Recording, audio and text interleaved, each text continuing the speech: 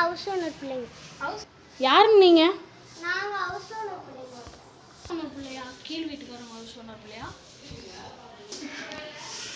ஆமா, நாங்க கீழ் வீட்டு பிள்ளைங்களா. நீங்க யாரு? முதல்ல எங்க வீட்டுக்கு வர. நாங்க யாருன்னு கேட்க நீங்க யாரு? நீங்க ஹவுஸ் ஓனர் பிள்ளையா? அதான் நீங்க சின்ன பிள்ளை. எத்தனாவது படிக்கிறீங்க? நாங்க நான் எத்தனாவதா இருந்தா உங்களுக்கு என்ன? நாங்க எங்க வீடு நாங்க அப்பதான் பேசுவோம். அது கேட்க நீங்க யாரு? அதை கேட்க நீங்க யாருன்னா நீ இத்தினோண்டு பாப்பா வந்துட்டு ரொம்ப வாய் பேசிட்டு இருக்க. அப்பனா கேட்க தானே. உங்களுக்கு இருக்கு ஆப்பு. உங்களுக்கு இருக்குடி ஆப்பு. இத்தினோண்டு பாப்பாலாம் வாய் பேசிட்டு போச்சு. நம்ம புது வீட்டுக்கு வந்துட்டோம். புது வீட்டுக்கு வேலையெல்லாம் பார்ப்போம். அவசரமாக வேற இருக்குது. அப்படிலாம் ஒன்றும் இல்லை. அப்படிலாம் ஒன்றும் இல்லை. அப்புறம் எப்படி பிரச்சனை நம்மளே தேடி வருது? பிரச்சனையே நம்மளே தேடி வருதுன்னா அப்போனா கண்டிப்பாக ஏதாவது இருக்கும். இன்னும் தான் புரியல. சரி, நம்ம உள்ள போவோம்.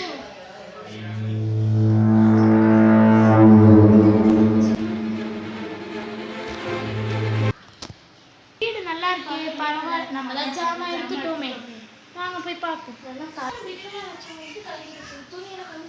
அடுக்கி வச்சுட்டு தானே போனோம். எப்படி கலைஞ்சிருக்கு? கிச்சனை போய் பார்ப்போம். சரியாவே பார்க்கல எதுவும். கிச்சன் தானே. சட்டையும் சாந்து கிடக்கு.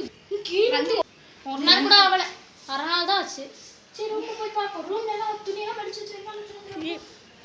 இப்போதான் ஜாமான் எடுத்துருக்கோம். க்ளீன் பண்ண க்ளீன் பண்ணவே 50 வருஷம் ஆயிடும் மாட்டுக்கு. ரொம்ப நாள் ஆக மாட்டேங்குது. சரி வா, நம்ம வீட்டை சாத்திட்டு போய் கடையில் போய் சாப்பாடு வாங்குவோம். சாப்பிட்டுட்டு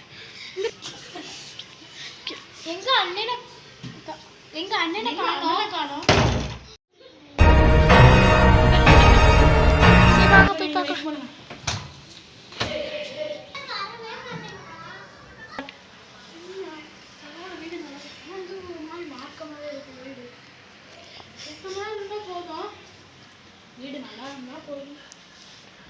என்னது இது? இருட்டாக இருக்குது வீடு. லைட்டே காணுமே.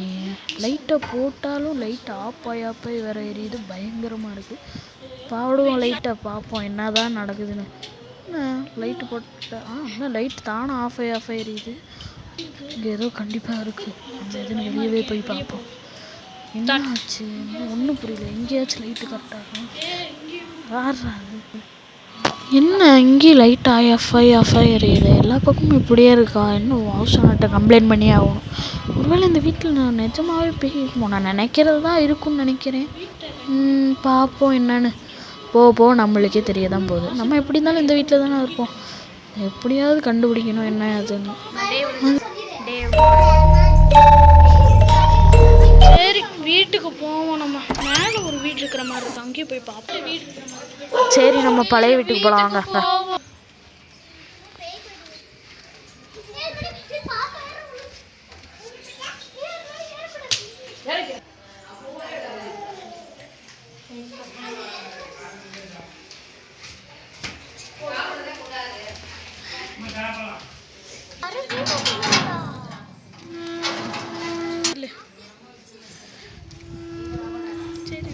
சரி, நம்ம பழைய வீட்டுக்கு போய் பார்த்துட்டு வந்துடலாமா? சரி.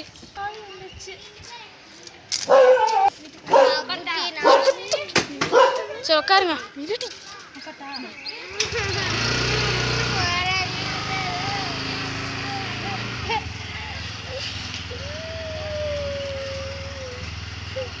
சரி போவோம்.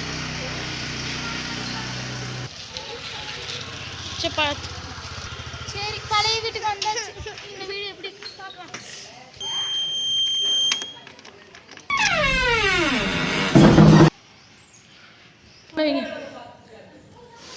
அப்பா, பழைய வீட்டுக்கு வந்தாச்சு. பழைய வீட்டுக்கு வந்தோடனே தான் நிம்மதியாக இருக்குது. ஆமாம், பழைய வீட்டு விட்டு போக தான் மனசு இல்லை. ரொம்ப கஷ்டமாக இருக்குது. என்ன பண்ணுறது? நம்ம வீடு எவ்வளோ அழகாக இருக்குது. சே, இதை விட்டு போகணுன்னு மனசே வரல. சே, நம்ம புது வீடு பெருசாக இருக்கனா தான் போகிறோம். சின்ன வீடாக இருக்குது இது, அதனால தான் போகிறோம். அவ்வளோதான். வேறு இந்த சீட்டில் மழை பெஞ்சா எப்படி சவுண்டு கேட்க. சரி வாங்க, நம்ம புது வீட்டுக்கே போவோம். வாங்க போவோம். போய் பழைய வீட்டை விட்டு வர மனசே இல்லை. சரி, இந்த புது வீட்டில் தானே இருக்கணும். எங்கள் அண்ணனை காணணும். ஃபோன் பண்ணா வரேன்னு சொன்னேன். ஸ்டார்ட். அண்ணே வந்துட்டானே.